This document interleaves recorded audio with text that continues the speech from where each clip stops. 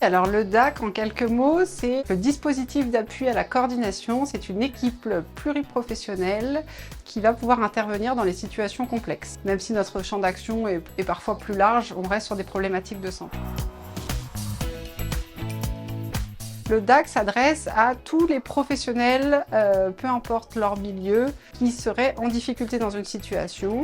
Et il faut bien noter qu'il n'y a ni critère d'âge, ni de critère de pathologie pour les situations complexes qu'on peut prendre en charge.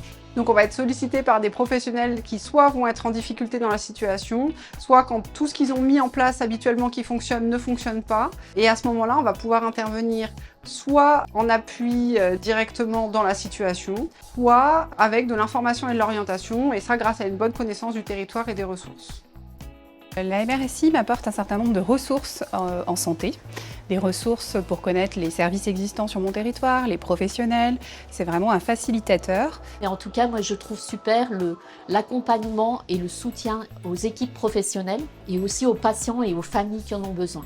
Parce que quand on est seul à domicile, qu'on prend de l'âge, qu'on est aussi des fois précaire, c'est pas facile de se retrouver tout seul et de devoir organiser son parcours. Donc ensuite, comment on va intervenir? On va déjà commencer par réaliser une évaluation globale de la situation. Donc cette évaluation, on va la faire en faisant vraiment un tour de tous les professionnels qui vont être dans la situation, mais aussi en se centrant sur les besoins et les souhaits de la personne concernée. Une fois qu'on a fait cette évaluation-là, pouvoir venir soit en appui aux professionnels en difficulté, soit on va pouvoir venir coordonner le parcours de santé s'il existe déjà, ou même être en appui pour mettre en place un parcours de santé s'il est inexistant. Alors ça m'aide parce qu'ils répondent toujours présents.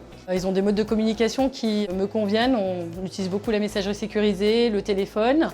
Ils se déplacent, on va au domicile du patient, on débriefe ensemble, ils m'écoutent. Les patients les écoutent aussi et après on débriefe après la prise en charge de la situation.